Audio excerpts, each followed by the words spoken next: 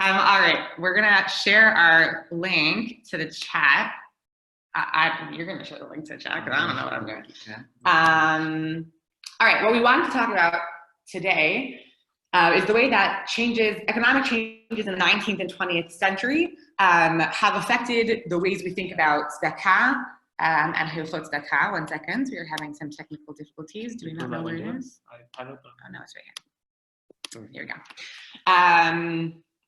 We were thinking about something that was relevant to the Tochnit that we heard was going on this summer in camp, and the ways that different changes happening in the world require us to turn our attention inwards and think about how our internal structures are shifting as well.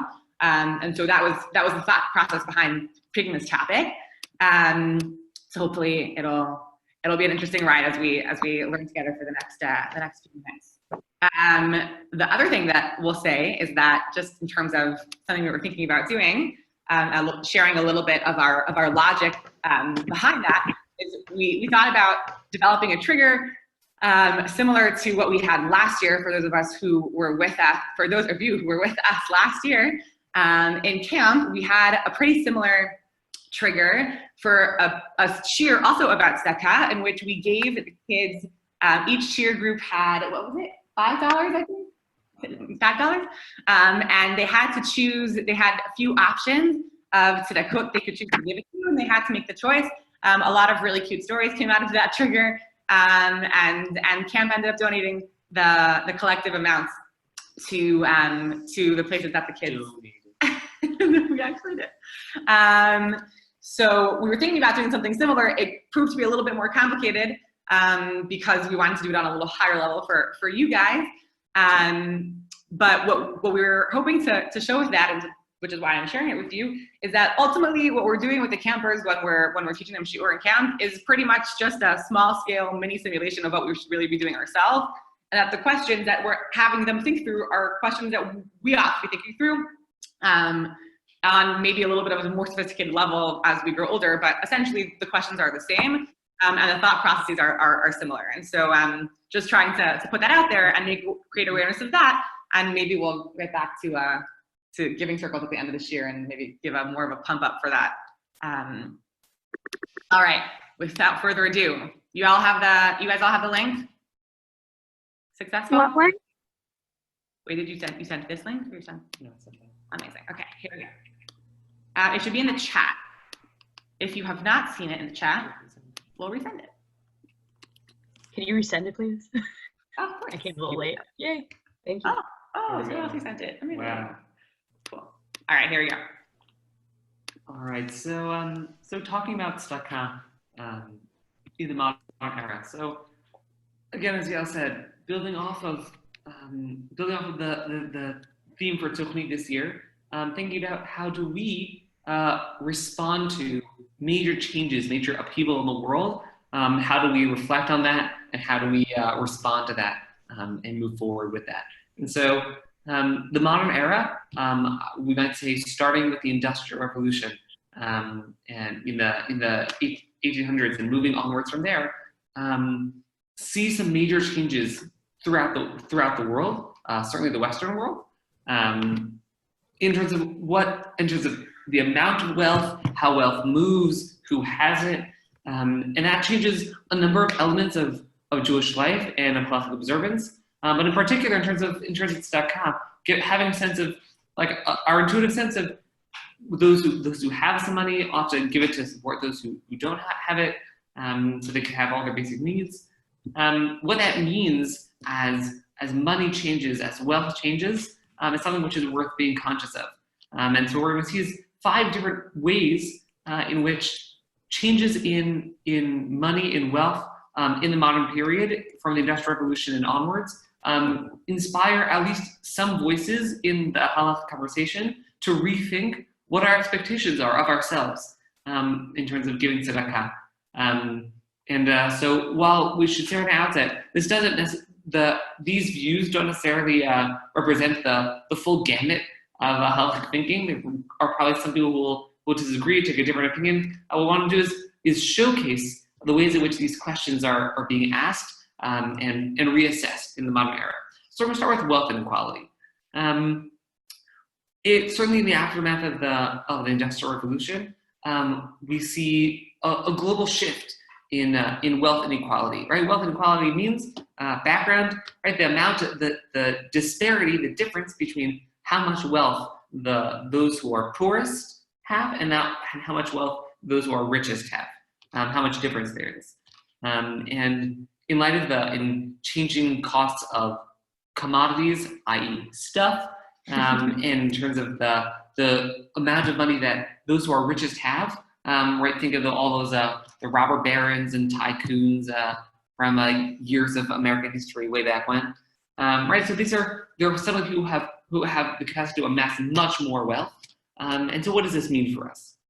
So let's jump in. The Chafetz Chaim is writing near the year the Ahavas Chesed is published, I think, is already the very beginning of the 1900s, if I'm not mistaken. Right, the Ahavas Chesed is the Chafetz Chaim's work. Right, the Chafetz Chaim we might know from his book on Lashon Hara, on the Mishnah Berurah. He also writes a book called Ahavas Chesed, which is a collection of the halachot on issues related to tzedakah and chesed, broadly defined. A safer worth exploring. And then at the very end, he has a chatima. He has a postscript. And this is what he writes. Diyadua d'chiyuv tzedakah v'chesed talui lefi hamekabel ulefi hanoten. Okay, so our obligations of tzedakah are defined based on both the giver and the receiver. They're both going to have impact on the nature of the obligation. Haynu lefi hamekabel lefi godel tzorech ha'achrech sheyesh lo bazeh. ובימים הראשונים היה די מחסור בדבר מועט, והיום המלבושים והמנהלים והטירה ושאר צורכי הגוף, הכל ביוקר. Right, so already from the outset, the Chafetz Chaim is contrasting what used to be the case and what now in a new world is the case. That it used to be that if you gave someone a little bit of money, that was enough because it didn't cost so much to live. Right, cost of living wasn't so high. But now suddenly, as he says, the clothing, shoes, an apartment, all that stuff costs a great deal more money than it used to. And continuing, v'gam harevach k'hayom hu katan me'od mikol esek, ממילא צריך אדם כסף יותר לפרנסתו כדי להחיות נפשו. And also, it's much harder to make profit off of business, right? The Chafetz Chaim is recognizing that in his time period, you could make much more money off of having capital, right, as in that you already have amassed a lot of money off of a factory, than me as just like a guy who owns a fruit shop. I just can't make as much money as I would have before. So it costs me a lot more to live well, and yet it's much harder to make money. So we can understand that people are going to be in much harder facing much harder financial difficulties, right? So that's mitzad hamekabel, on the side of those who are receiving. Now on the flip side, paragraph 2. The obligation of tzedakah is also dependent on each individual giver. The Chafetz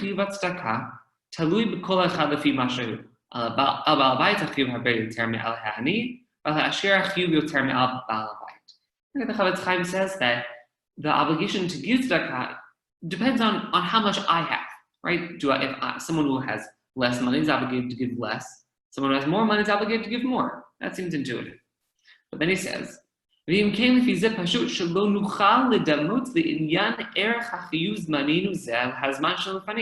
we can't even begin to compare the way that we think about this question now, the way in comparison to what used to be the case in previous times. There was never a time when there was this much wealth in the world. There's never been a time when there was people who were so wealthy. Baruch Hashem, ashirim gdolim v'ba'alei batim chashuvim harbe yoter mehadorot hakudmin. Because now there, thank God, people who are way, way wealthier than we ever could have imagined before. V'im kain, how could it possibly be that the obligations of tzedakah are the same now as they used to be before? Right, so what the Chafetz Chaim is getting at is that we might have some intuitive sense of the right way to give tzedakah, right? That you want to give it to, take a little bit of your money, give it to those in need. Right, we have a general sense of maser ksafim, maybe give about 10%. That's a reasonable amount, and we'll leave it at that. But the Chafetz Chaim is saying, something radical has changed, right? There are people who are in far more dire need, and also there are people who have way more money than they had before, for whom like even maybe a 10% contribution is nothing. If that's the case, the Chavetz Chaim is saying, we need to rethink what our standards are of how much of those who are given tzedakah ought to be giving, right? A change in how much money there is and how much money is needed is going to change the conversation. If you're curious, we'll skip it for now. There's like a little paragraph at the bottom. If it's still there, I'm just checking it. Check it out.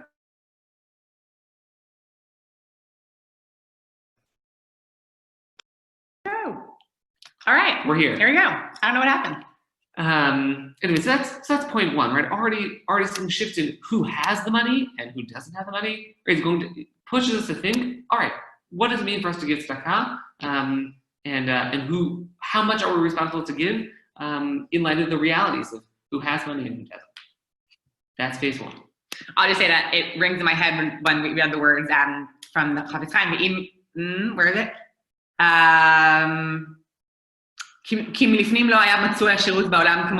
Like we've never been this wealthy. It's just funny to hear him saying that in his time period and thinking about ourselves now. Like it's so relevant still. We continue to really increase in the levels of wealth in the world. Yeah, and I would even say, as we look at the other sources, not all of them are going to be as explicit as the Chavetz Chaim in this regard, but like the Chavetz Chaim is just recognizing, and it's honest to do that too, that like something radical has changed, right? Our world, our life has changed significantly that ought to have bearing on how we think about our Torah lives generally and our tzedakah specifically. All right. Shoot. Heading over to source number 2, a little bit of important historical background for this source is that in 1807, there was a huge fire that broke out in the city of Pressburg, where the Chatam Sofer is writing from, and destroyed many of the Jewish homes, but also a lot of the businesses in the town. And so what happened was many people were left without any of their belongings, also without any of their ability to be gaining money, but also many of the city's structures or oh, perfect. Thank you for keeping sharing the link. That's perfect. Thanks. Many of the city's main structures fell apart, and the community found itself struggling to rebuild and struggling to allocate whatever tzedakah funds they had, who they should allocate it to. So with that, we'll look at what the Chatam Sofer has to suggest. The options were, on one hand, to support people who had no food and shelter, literally nothing. But on the other hand, the larger business owners are also struggling, and they're the ones who are also trying to provide some basic sense of infrastructure for the city. So how do you balance those two needs when you have a limited amount of funds? All right, here we go. והנה, ידוע שדברים האלו אי אפשר בשום אופן לדונם בדין תורה ממש, אך בעניין הקרוב לדין תורה וקרוב לשכל האנושי, לדמות מילתא למילתא. So the Chatam Sofer is saying something that could sound radical, right? If we just quoted it to you randomly on the street one day, some people might get a little defensive and try to fight me on it, that under no circumstances should we actually follow the Din Torah here literally, right? It is obvious that we should be thinking about this in a way that requires a little bit of human wisdom, right? Use your brain to think about this question a little bit. Don't just say, oh, what does the halacha say literally? Let me just do that. So perhaps a little bit of an extreme suggestion, if we wouldn't be thinking about the context. ועוד שהנותן יקדים ליתן לעני עני ביותר, או אפשר, אם הוא באופן שמקיים בו והחזקת בו, אין כאן דין קדימה לעני כלל, אדרבה, אפשר מצווה להקדימו לזה שלא ייפול לגמרי. Right, saying that the Chatam Sofer is saying that we have to think about who's the priority here. Are we supposed to give it to the poorest amongst us, or the ones who need to be strengthened? Ve'chzakta bo, he's quoting from the pasuk in Vayikra, meaning that we should be able to support and to help strengthen those who have become economically dependent. In this case, the businesses would fall under that category, even if they're not individuals who are struggling for food. So maybe it's a mitzvah to actually give to them, not to specifically give to the people who need food. All right, 1 second. כי ידענה כמה אנשים היו כעשירים, וכמעט רגע הורדו מכבודם, ועדיין מפורעי מעשיהם, ורק רוצים להתחזק לפי שעה, לפי רוב ההזק, ומצווה רבה להחזיק בידם, וכן היה דעת כל המתנדבים בעם. So says the Khatam Sofer, so we know that there are still people here who are considered wealthy, but they were almost like completely demolished by this fire. But they're still paying these communal taxes, and these tzedakot and the tzedakah that they're giving are going towards the strengthening of the community more broadly, meaning the strengthening of the broader infrastructure of the community. And that's what everyone agreed to do. Everyone agreed that we needed to have some sense of functioning town in order to be able to recover from the fire. So what we're seeing here is a little bit of a redefinition of what it takes to sustain individuals in the modern world, right? Meaning it's not just about making sure that every single person has food on their table. It's just so much more complex. Like the way that we live our lives today have a lot more, it's just a lot more intricate of a system. And it's also a result, likely, right, of urbanization. And when people are living in big cities, their lives are all of a sudden a lot more codependent. It's not just, I have my food, you live in the house next door, the little shack next door, and you have your food and clothes and basic necessities. All of a sudden, big cities are providing a much more complex standard of living. And how to weigh one's individual necessities versus the dependence on a functioning society is a novelty for the Khatam Sofer and continues, obviously, in Beyaminu. Yeah, all right, cool. Number 3. Globalization. Machana Stone, we're a global family, right?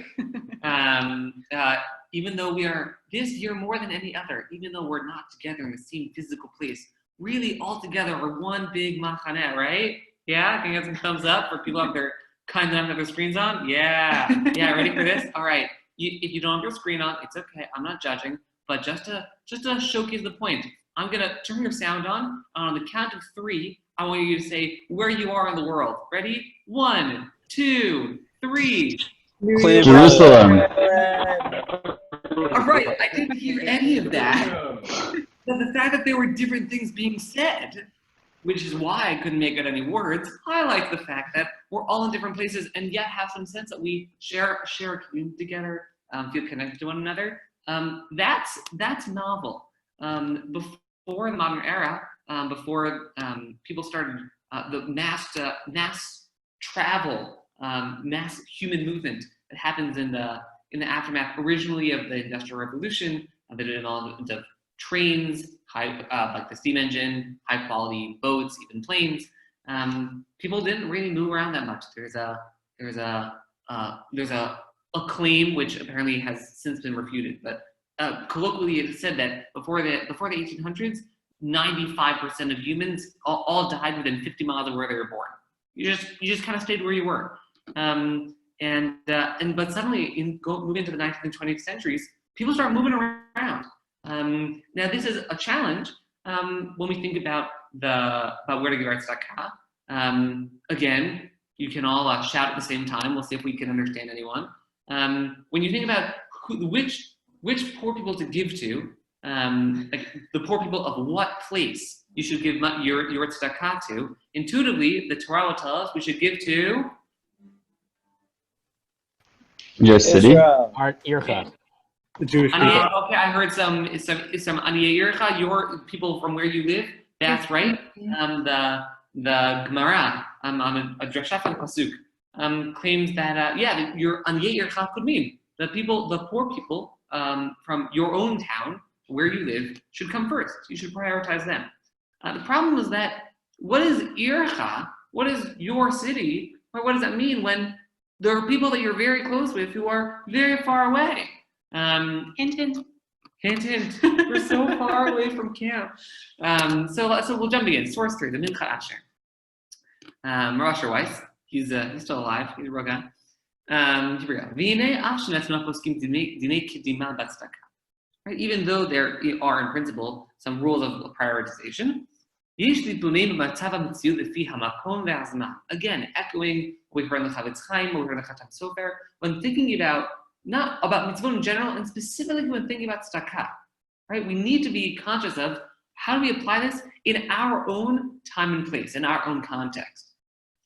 Dihine, barur lanu dati, daf shamru chazal aniyei ircha kudmin, ein ze ela b'yimeihem, shebnei ha'ir him sheda'agula aniyei iram, ve'en tluatam v'yishid agra.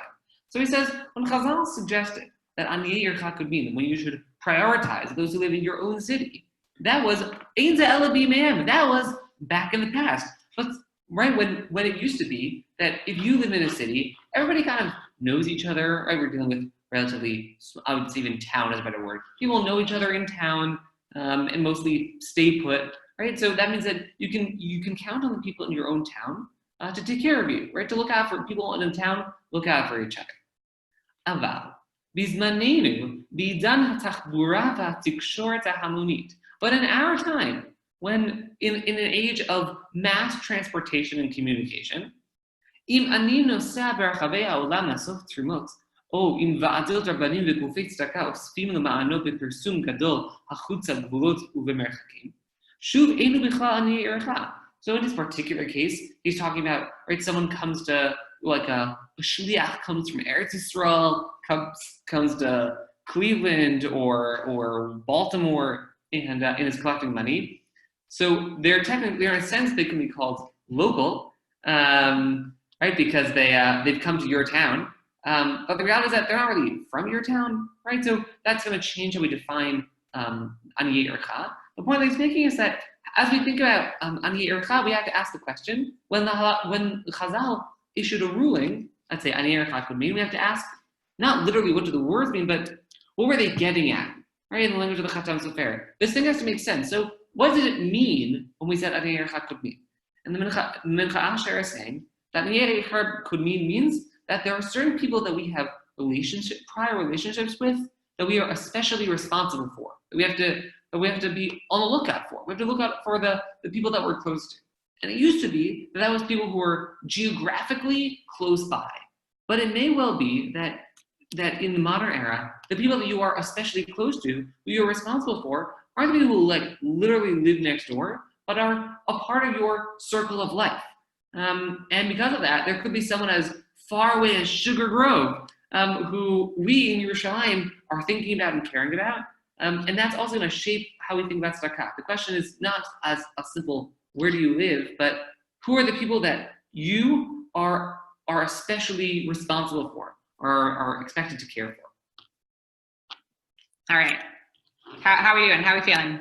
Questions, thoughts? All right. If not, we'll move on. But if anyone's, oh, yeah. Go, Ital. Take it away. I don't know if this is such a good question, but so like, I understand that if like the people that are closer to you, right, you're like halachically obligated to give them tzedakah versus someone farther away, whether that's geographically or like in terms of relationship. But if there's even just a slight difference in how much, like if somebody who's not as close to you either way needs the money even slightly more than the person who's closer to you, who should you give to? Because I understand obviously if it's a big difference, but if there's like a slight but noticeable difference, who do you give tzedakah to?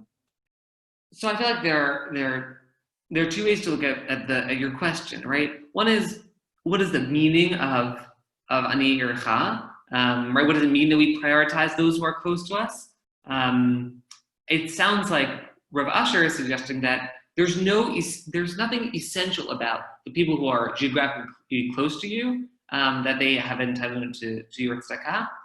Rather, it means the people that you are especially responsible for, and therefore, if you have a special responsibility to someone that's far away, there's really no reason to prioritize the people who are geographically close. In fact, you probably shouldn't. I don't want to make a ruling in terms of necessarily the right practice in action. One could challenge Rav Asher and say, we can't simply like throw the notion of the local poor out the window. And the truth is, poverty often is geographical, and understanding people's needs is much more potent when you can actually see the lives that they lead. So, good question. Whether aniyei ircha really does apply.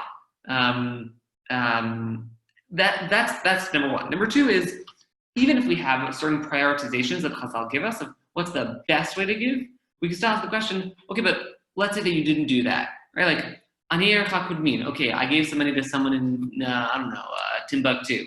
Did that count? So arguably, it certainly counts as tzedakah, right? And a lot of the questions that, a lot of the discourse in halakha around tzedakah is not what is valid, like what would count as tzedakah, what's the best way to give. But that just means that even if you don't end up giving the best way, that doesn't mean that you didn't do something good. And so because of that, we then engage in these questions of like these conflicting visions of the best way to give. So I feel like that's also, that would shape the conversation, right? The question is, what's the best way to give? And now what counts as tzedakah? And then we take all these factors into consideration of who we're responsible for, who are we close to, and figure out what makes the most sense.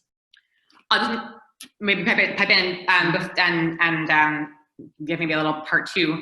So he tells the answer question, which is that we were talking about this before when we were preparing the shiur, is that like I was raised with a sense whether or not it's justified or not. I'll just put it out there of like a tweaked version of Aniei Ircha Kodnim, which was that as in that kind of jives really well with what's in the source, which is that if you have a regular tzedakah charity institution, let's say my example is the Red Cross, versus any other Jewish institution, that the way to think about which one I give to is Aniei Ircha Kodnim, meaning who, like there are non-Jews and Jews, there are a variety of people who would give to an organization like the Red Cross.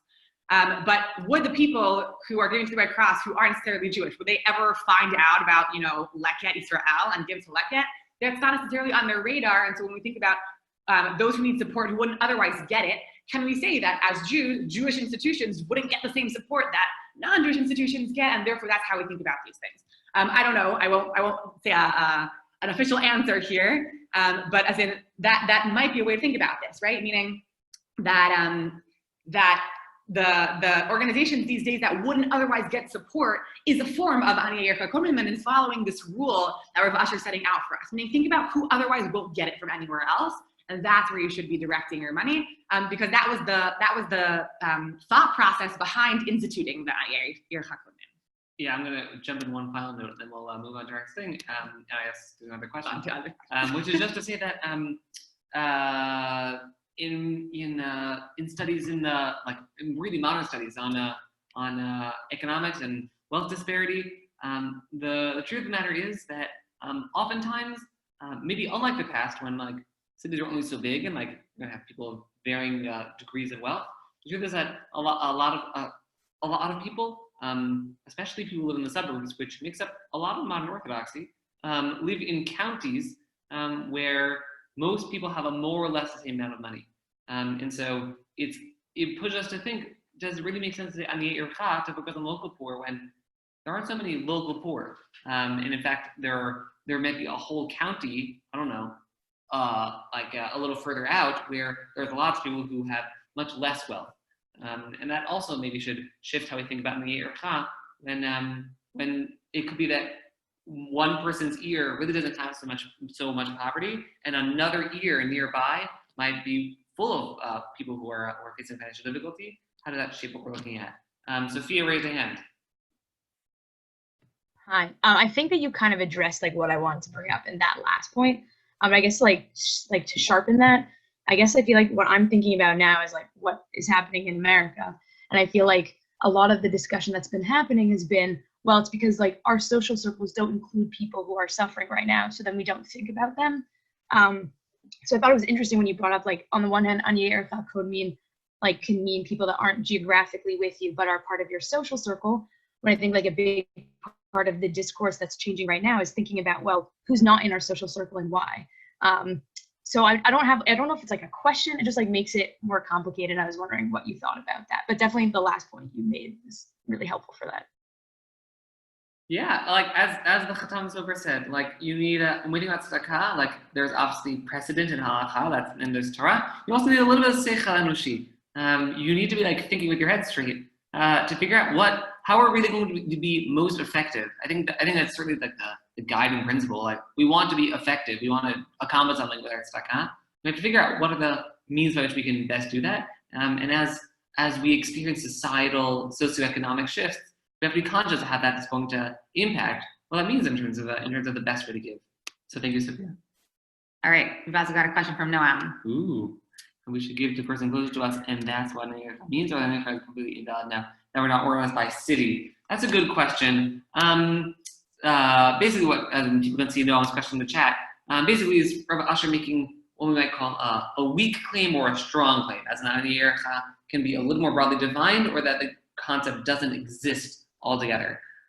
My hunch is that he's saying that he's making a fairly bold claim that the meaning of Ani Erecha means not the people who are geographically close, but the people whom you are responsible for. But we would have to investigate his his tshuva, or actually here it's from his parish on Sefer Turim, a little more carefully to see how strongly he's making the claim. As in, does Ani Erecha mean nothing now, or does it not mean as much as it did before? That's a good question. It would be worth exploring his text more. Alrighty, here we go. Moving on. Another development that seems to really shift the way we think about money and money allocation is this novelty. And as we were preparing the Shiur, we were talking about how novel really is it. So it's true that it used to be, you can already see this in halachic sources, like pretty early on. There used to be someone responsible in the town for allocating the funds. That's not necessarily new, as in someone who collects that tzedakah and then maybe like gives it to whoever's in need. Though definitely we see also a lot more, as in the paradigmatic, there we go. I speak English still, not like I made Aliyah and totally forgot it. The paradigmatic giving of tzedakah is usually this image of, the way we discussed it was like the image that opens Masechet Shabbat, right? There's like an ani at your door, and you're like literally giving it, the ani, the money that you have. So that's usually when we're thinking about giving tzedakah, all the halachot of how to give the tzedakah is assuming you giving it to someone else. There are two parties here, and it's like pretty direct, but we do definitely have already, halachic precedent is not really what to call it. It's not, as in, we have evidence to the reality that there were people who were already handling the money and allocating it to the people in need, and so there might have been a little bit more of indirect giving in that way already existed pretty early on. But it's definitely not the case that there's this widespread notion of charitable organizations, these huge foundations that you can give money to, and then they are responsible for giving to aniyim that like you literally have never met in your life, you've never had any interaction with, you don't even know how many of them exist, what exactly the money's going towards. You know you're giving toward a broad cause, and there are people in these organizations making much more complex decisions about where the money's going, who it's going to. And so that automatically raises a whole bunch of other issues in terms of how that tzedakah should be handled. And so the Igrot Moshe addresses that in source 4 under charitable organizations. הנכון לעניות דעתי שיש חילוק בזה בין היחיד על צדקה שלו לגבי על כיס של צדקה. So there's a difference between the individual giving his tzedakah or her tzedakah לגבי על כיס של צדקה. We're here going to understand that term as relating to a big organization, a charitable foundation of sorts. ביחיד על צדקה סתם שלו, יש לו טובת הנאה לתתה למי שירצה באותם שרשאים לקבל צדקה. An individual, there are people who are worthy of receiving tzedakah, but you can give to whoever you want. Meaning, if there are different people who need the tzedakah, as in, yeah, you should think about Ani Erecha Kodim, as we've mentioned before. You might want to be fair in terms of like weighing the options of who you're going to give to. But at the end of the day, for whatever reason, if there's someone that you feel more inclined to give to, even if when you objectively measure their needs, you might get to a conclusion that someone else needs it more, or has a more, let's say, objectively legitimate need, though that's a really hard thing to determine. That's your right. You're giving tzedakah, you can give to whoever you want. אבל לגבי על כיס של צדקה, שאין לו בהם וגם לא להנותנים זכות לטובת ההנאה, אלא הוא דין על הקהל לעשות בהם הטוב בעיני אלוקים ואדם. עליי נאמר דינים להקדים ליתן מתחילה להנחוץ יותר ושל אכילה קודם לכסות וכדומה. וכמו כן, אסור להם ליתן לעני אחד יותר מחברו כשהצורך הוא שווה. So organizations are a little bit beholden to a different way of thinking about these questions. The head of an organization can't just decide, I like this person more, or I've had this relationship, I've seen them grow up since they were young. None of those, those factors matter here. you basically have to very objectively analyze and what that means and what standards there are for getting at those conclusions are a different topic altogether. But you have to decide what exactly are the needs. You have to, first of all, give equivalently to the people of those needs. You can't favor one person over the other. But if you only have a certain amount of funds, then you have to pick some people that are going to get it and some people who are not. The standard for determining that needs to be what is right and fair in the eyes of God and humanity, as Rav Moshe writes it. So what Rav Moshe is saying is that, right, individuals can have their own preferences, which I think is already interesting in its own right. It's a notion of tzedakah that some of us may not have encountered before. That it's maybe legitimate for you to make your own calculations of like who you want to give to, and sometimes those factors may not need to may not need to comply to, again, some weird, I'm putting it in quotations on purpose, some objective definition of who's in most need and what are someone's basic needs. If you decide that there's a non-basic need that you want to invest in for someone else, go ahead. But when it comes to organizations, they're beholden a little bit more to an official, organized way of allocating that money. And that's probably because, as in I'm here putting in my own commentary and venturing off to say, that might be because there's just so much more money, and the interaction between the people and the givers and the receivers is so much more distant, that I want to be sure that there's fairness in that process, right? I want to make sure that the person who's sitting at the head of their organization isn't operating on their own logic, because they're not giving their own money. They're representing me and the money that I and many others have pooled in together to this charity.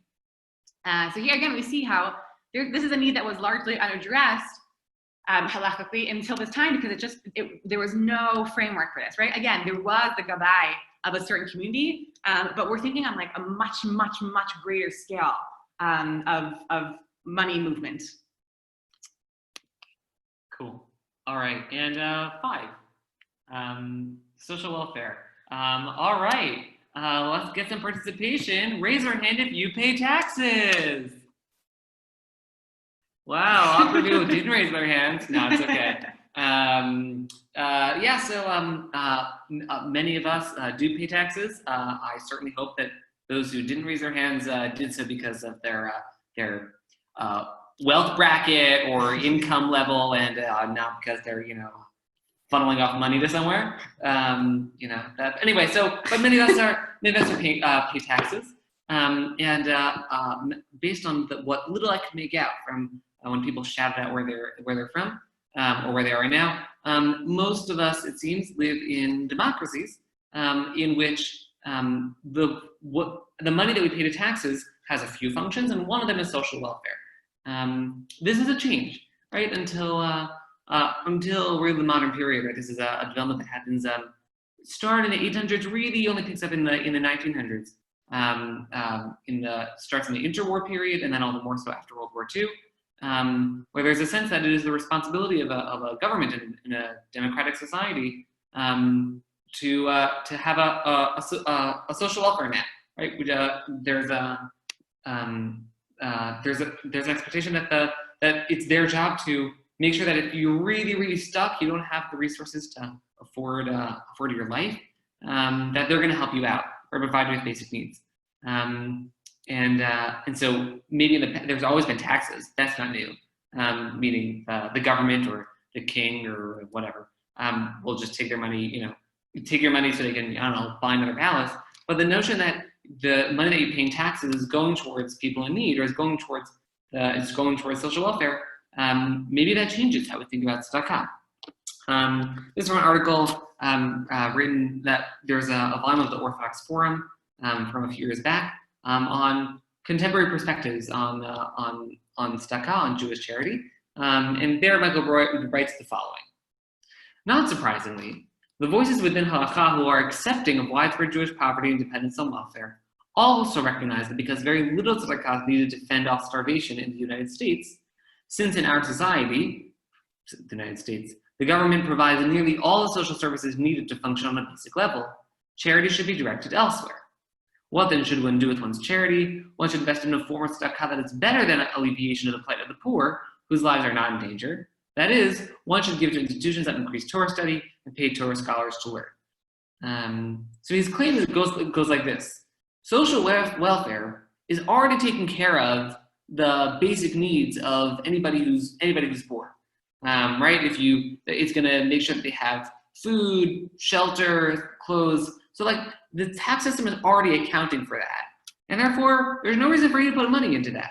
And therefore you might as well put the money into the next needs in line, which he says are Torah institutions. Is that a fair claim? Like that is true that people who are in need can just depend on social welfare? I don't know. It seems like a bold claim to be making. Probably not.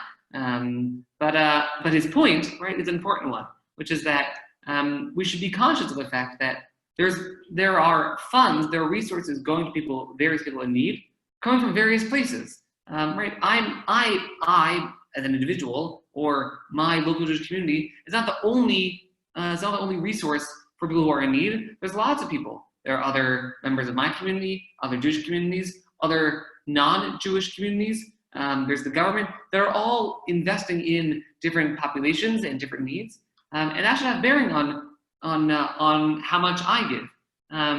There are even some poskim who deal with the question. When I pay taxes, does that even count on its own as giving to tzedakah? Because that's another way that money is reaching those who are in need. I'll just add to what Matthew was saying, that when he said we're taking as a given here that social welfare is succeeding in providing for people's basic needs. So essentially, when we think about that question, right, that's a little bit of a side point. But thinking about that question of is the government actually taking care of people's needs? We are inevitably going to venture into this conversation of, well, what is a basic need that social welfare would cover it?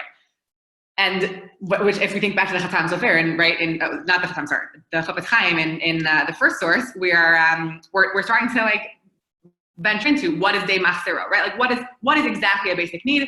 We were discussing how there are studies and claims that are made today that a person's basic needs include food, shelter, and a cell phone. Because today you can't function without a cell phone, and it's pretty much a basic need. It's how you can get a job, it's how you can be in touch with people that will provide you your basic needs. And so at some point, how we define that, right? Again, access to mental health care, all of these questions of what exactly are someone's basic needs and does the government fairly address them are inevitably going to be part of that conversation. And we can't really escape those questions when not in this year, but eventually we're thinking seriously about these issues. So it's 4:45, or 9 or 8 or 7:45, wherever you people are. So briefly, to recap, I waited so long to do that. What did we do here? Looking at the 5 sources that we brought, it's more explicit in some of the sources than others, but really emerges from all of them. Each of them is dealing with an element of Hilchot Tzedakah, and each of them says some more explicit than others. It used to be the case that the world looked like this, so we had to behave in way X, but now the world looks differently, and maybe we should behave differently in light of that, right? And that should govern the way that we think about tzedakah, because in the really, I think, the very poignant language that we see in the Chofetz Chaim, in the Chatam Sofer, tzedakah is meant to be effective. Tzedakah is meant to be supporting those who are in need. What it means to do that, the way to accomplish that, is going to shift depending on those who have and depending on those who are in need. The Chofetz Chaim also in closing his book Ahavat Chesed talks about the pasuk in Tehillim, Ashrei maskil el dal. Praiseworthy is one who is maskil el dal, which, as he interprets it, means someone who thinks carefully about those who are in need. It is insufficient just to click a button, have some money go somewhere, and not think twice about it. But rather, we are expected to think deeply, think very carefully about where is our tzedakah going? Where do our responsibilities lie? How responsible are we in terms of how much we ought to give and how we give? Giving what's the best resource for us to give? Our money, our time. We're supposed to think very carefully about this. And a changing world, a changing a society, a changing economy is going to push us to think about what it means to give effectively, to think carefully about those who are in need. On that note, I just want to take one more minute to squeeze in an idea that actually Matthew feels very passionately about. Happy birthday. Which is that Matthew really likes this idea of a giving circle, which is why we did it last year in camp. And a lot of people were unfamiliar with what is a giving circle. And I want to maybe spend 3 seconds talking about what that is, because it's something that you can really create for yourselves, and I think is a really positive opportunity to use the platform to thinking about these issues, as Matthew was saying. How do we make sure that we're giving tzedakah in a way that's thoughtful and not just on the fly? So a giving circle is basically where people who are giving tzedakah in any capacity, it's really a great opportunity for people at our point in life who are transitioning into having their own independent sources of money that they can choose to donate parts of. That you get together with a group of friends and everyone brings however much they're going to be giving ultimately to tzedakah, and there are ways to make sure that that's done anonymously. You don't know who's giving how much, and et cetera, et cetera. And you basically create a chavura for yourself, a group of friends and people who are committed to thinking critically where we're all going to donate this money to. So we each bring in our X amount of money that we're all going to give tzedakah together. So now we have a much more sizable amount. And everyone can bring ideas of places that they want to give to. And then everyone has to discuss and pretty much consider what are the charities we have here? What are the needs that they're addressing? Do I find that Jewish education is more important than food, or do I want to give to Israel versus a charity in America? All these questions end up coming into play, and you're forced to really be challenged by the people around you to think really critically about where you're giving your tzedakah to, and then eventually the decision that gets made by the collective is where the money will go to. So it's something that's really easy to start with a group of your friends. Just when we did our giving circle activity in camp, that was definitely the cutest day of Shiur, the whole session. For sure. These little kids are battling it out, no, we should give half of our money over here. It was amazing. So if that could be you, feel free to film it, and we'll have more. Our favorite was one kid who said we had an organization that gave food, Leket, we had an organization that taught Torah, we had an organization, whatever, and one kid goes, and then we had Camp Stone. We were trying to explain to them that Camp Stone provides education and experience for a lot of people, that it's really important to their development, and one kid goes, we should give to Camp Stone because it has food and education. Thanks, Mitbach. You rock. Anyway, so I think thank you, Al. I think really think about this. Think about your friends, maybe even someone who's here, or a small group who are here, and in the Shiur. In terms of thinking about a giving circle, making a group of people who have shared interests, in order to do your giving collectively, to push yourself, to push each other, to think really critically about giving. I'm going to say one final note, which is it would be nice if we could do something active even before we leave. But Camp Stone did not give us money this time to hand out to all of you to give to charity. Maybe next time. But I want to suggest one step that we can all take to engage in this Ashrei Maskil El Dal, to be among people who think really carefully about where the needs lie and how we can be effective, which is something which we were careful about. You might not have picked up on it as we were speaking in the Shiur today, but we never referred to the poor, but instead we referred to poor people. Whether poor is just an adjective that describes a person who is essentially a person, or whether we simply think of them as the poor, some group of people far out there, somehow distant from us, is going to shape how we think about those who are in need. So we'll, as a first step towards this maskil adal that we're talking about, maybe that's a step for each of us to take. Just even watch the language that we use, to make sure that we're talking about people. Those are people who are in need, people who are facing hard times, and how can we honest to and sensitive to the real needs that they face as people who are no different from the rest of us.